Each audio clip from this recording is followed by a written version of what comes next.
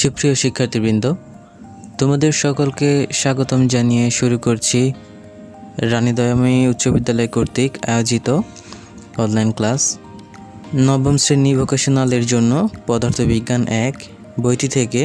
আজকের টপিক হচ্ছে distance and displacement, অর্থাৎ দূরত্ব ও সরণ। খুবই ইম্পর্ট্যান্ট একটা টপিক, যে টপিকটা না বুঝলে তোমরা গতি অধ্যায়টি তো আয়ত্ত করতে পারবে না, তার সাথে সাথে তোমাদের যে ম্যাথ রয়েছে এই গতি অধ্যায়টিতে, এই সকল ম্যাথেও সমস্যার সম্মুখীন হতে হবে। তো আজকে আমি তোমাদের কিছু ম্যাথ করানোর জন্য যেই জিনিসগুলো ইম্পর্ট্যান্ট সেগুলো তোমাদের বোঝানোর চেষ্টা করব। তো শুরুতেই আমি তোমাদের কিছু কথা বলছি, তোমরা নিশ্চয়ই দেখতে পাচ্ছ।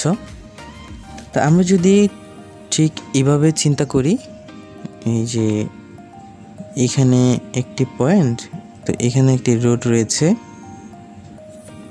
এখানে আর এই যে রোডটি আমি অঙ্কন করেছি। আচ্ছা, আরও লেন্থলি আরও বাড়াইলাম, ঠিক আছে।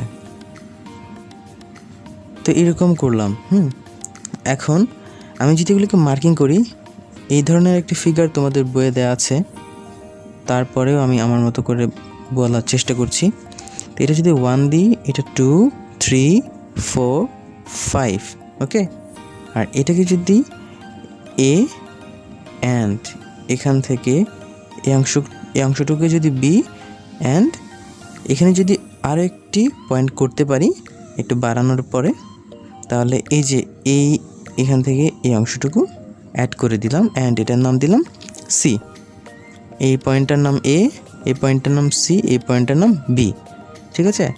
তো তোমরা যদি ইতিমধ্যে রিডিংটি পড়ে থাকো, তাহলে হয়তো তোমরা অবশ্যই দূরত্ব আর সরণের মধ্যে এই যে পার্থক্যটি বুঝতে পারবে। আর তাছাড়া তোমরা ষষ্ঠ শ্রেণীতে অবশ্যই এটি পড়ে এসেছো, ঠিক আছে। হয়তো তোমাদের মনে নেই, যদিও বা মনে থাকা উচিত ছিল। যাই হোক, আমি তোমাদের মনে করিয়ে দেওয়ার চেষ্টা করছি। তো আমরা সরাসরি যদি চিন্তা করি, দূরত্ব শব্দটির সাথে খুব ভালোভাবে আমরা পরিচিত, ঠিক আছে। তবে ডিসপ্লেসমেন্ট যেটা বলছিলাম, ডিস্টেন্স তো বুঝি আমরা, দূরত্ব যে এখান থেকে এখানে দূরত্ব কত, ডিস্টেন্সটা কত বলে দিলাম সহজে। তবে আমরা যদি ডিসপ্লেসমেন্টের কথা বলি, অর্থাৎ সরণের কথা বলি, শব্দটি দৈনন্দিন কথাবার্তায় আমরা তেমনভাবে ব্যবহার না করার ফলে জিনিসটা খুব ভালো মতো বুঝতে পারি না। তবে ফিজিক্সের মধ্যে অবশ্যই জানতে হবে, ঠিক আছে।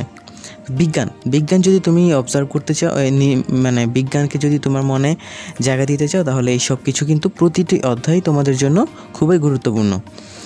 তো আমরা যদি আবার টপিকে ফিরে আসি, তো আমরা একটি উদাহরণ দিয়ে বুঝতে পারি দূরত্ব এবং সরণ এই দুইটির মাঝে যে সম্পর্কটা রয়েছে এবং যে ডিফারেন্টটা আছে, পার্থক্য কি, সম্পর্ক কি, সকল কিছু আমরা বুঝে যেতে পারবো, ঠিক আছে। তো আমি যে চিত্রটি অঙ্কন করেছি, এটি একটি আঁকাবাঁকা রাস্তা মনে করে নাও, ঠিক আছে। আঁকাবাঁকা রাস্তা হিসেবে অঙ্কন করেছি। এই রাস্তাটিতে বিন্দু সাপেক্ষে, অর্থাৎ যে বিন্দু দিয়েছি 6টা, 1, 2, 3, 4, এগুলো এক একটা করে বিন্দু চিন্তা করি। তো এই যে বিন্দুগুলো দিয়েছি, সেই বিন্দুগুলোর সাপেক্ষে রাস্তার অতিক্রান্ত দূরত্বগুলো কিলোমিটার 1, 2, 3, 4, 5, 6 এইভাবে দেখানো হলো আর কি, ঠিক আছে। দেখালাম মনে করো। তো ধরা যাক তুমি এই বিন্দুতে আছো। কোথায় আছো তুমি? এই বিন্দুতে। আমি অন্য কালারের একটি কলম নিয়ে নিই। আচ্ছা, তো মনে করো তোমরা এই বিন্দুতে রয়েছো, তো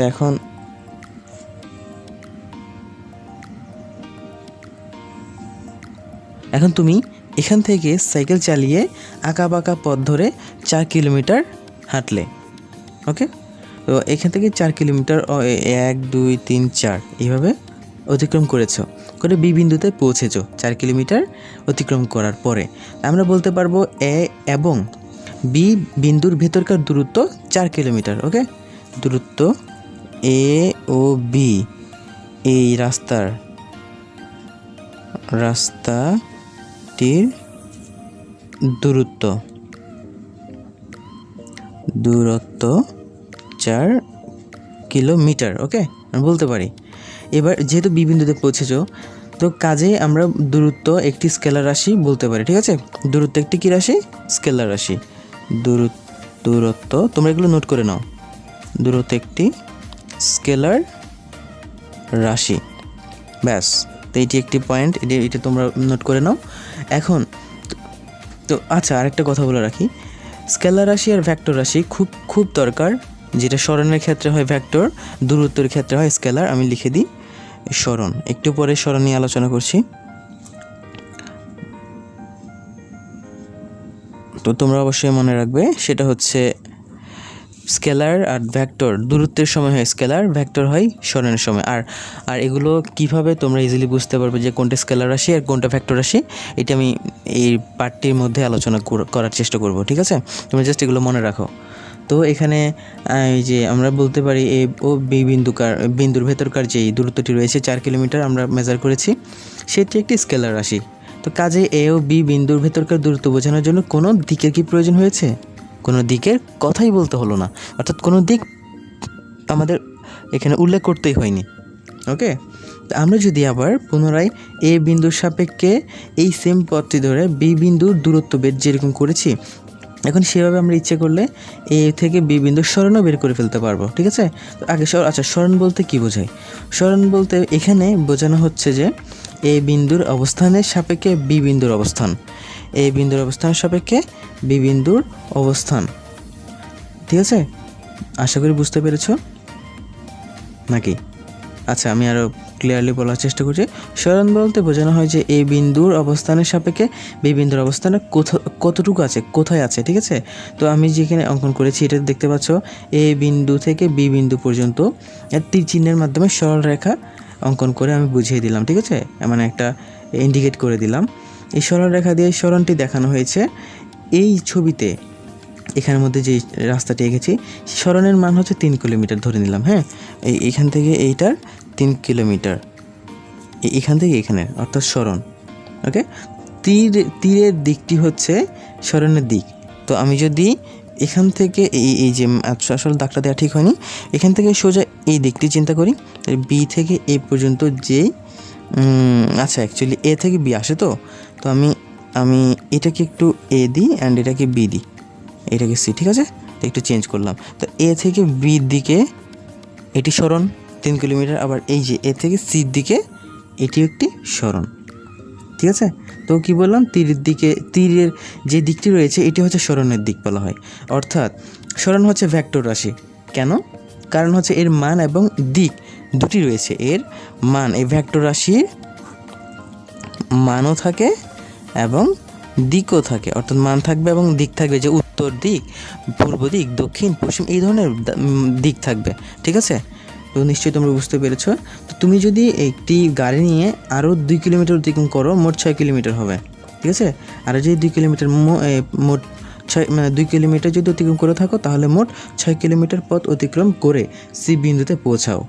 তোমার সরণ হবে তীর চিহ্নিত সরল রেখার এসি, যার মান 1.5 কিলোমিটার। এটা একটা ইমেজিন আর কি, ঠিক আছে? তো তোমাদের মেন বইয়ে যে এক্সাম্পলটা রয়েছে সেটি যদি তোমরা ভালো করে বুঝতে পারো, আশা করি এই যে এইখান থেকে এই টপিকটা থেকেও ভালো করে বুঝে যেতে পারবে তোমরা, ঠিক আছে? তো আশা করি কি বোঝাতে যাচ্ছি বুঝছো তোমরা। তো এখন এখানে যে জিনিসটা বললাম, ডিসপ্লেসমেন্ট অ্যান্ড ডিস্টেন্স, তো এখানের মধ্যে অ্যাকচুয়ালি নেগেটিভ অ্যান্ড পজিটিভ আছে, অর্থাৎ প্লাস মাইনাস আছে, ঠিক আছে?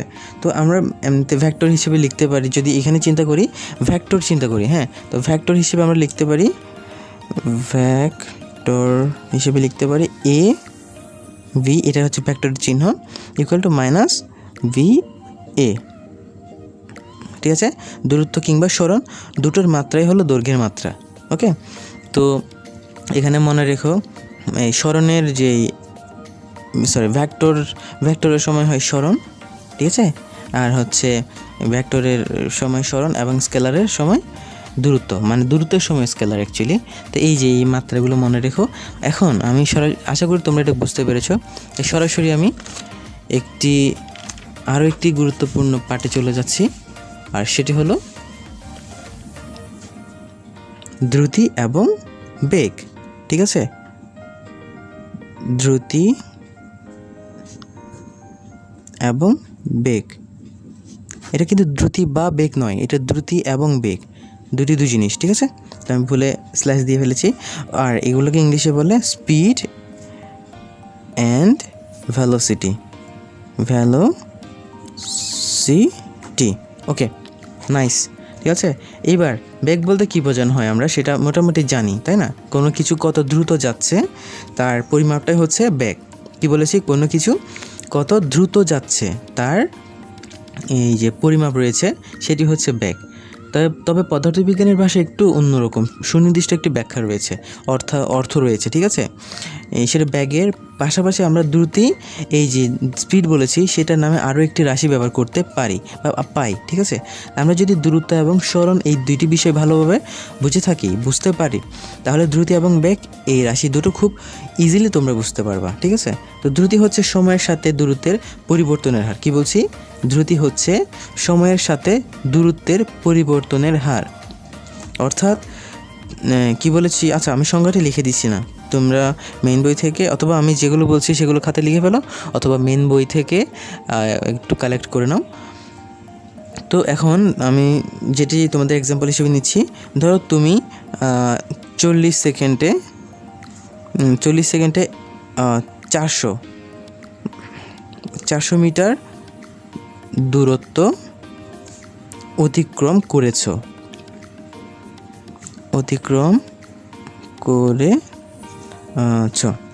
আচ্ছা, এখন যদি আমরা জিনিসটা ভাবি, তাহলে তোমার দ্রুতি কত হবে? তোমার দ্রুতি হচ্ছে ভি। ঠিক আছে, ভি হচ্ছে তোমার দ্রুতি, অর্থাৎ ভি ইকুয়াল টু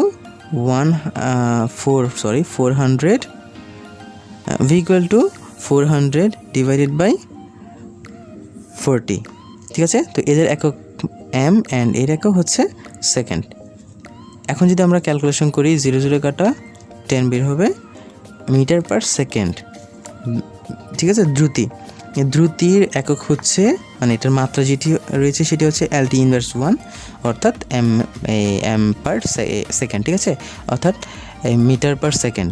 তোমরা নিশ্চয়ই বুঝতে পেরেছো। তাহলে দ্রুতির মাত্রাটা কি? দ্রুতির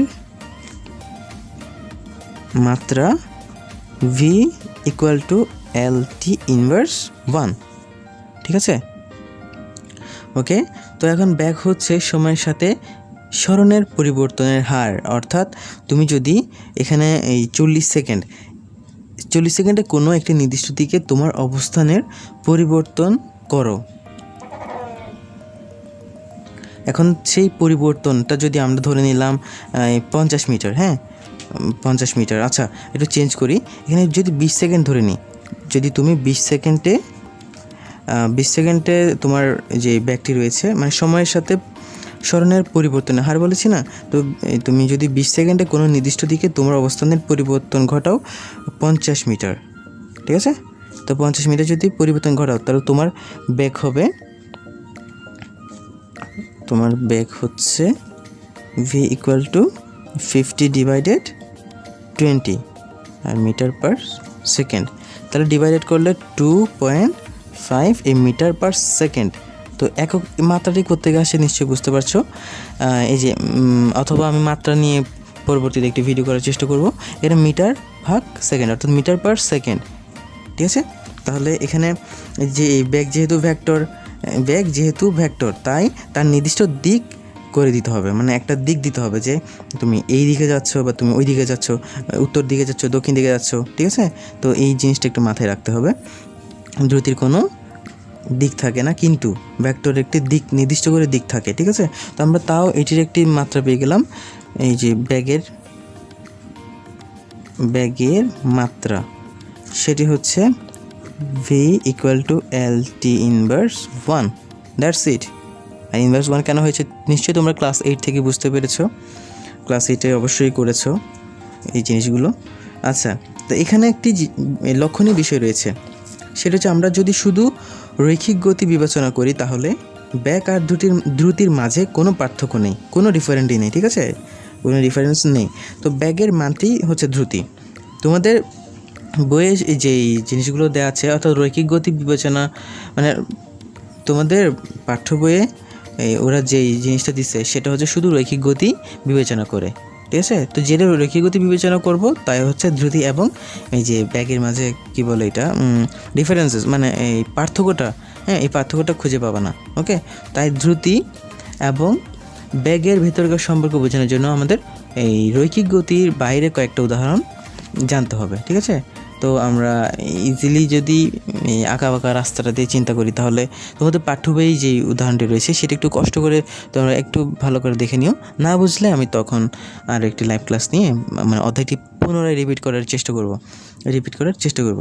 তো তোমাদের এখন আমি ইজিলি বলছি, এই যে একটা ভিন্ন মানে আরেকটি উদাহরণ বললাম না, তো এখানে আমি তোমাদের একটি জিনিস বলে দিতে চাই, সেটা হচ্ছে গড় দ্রুতি।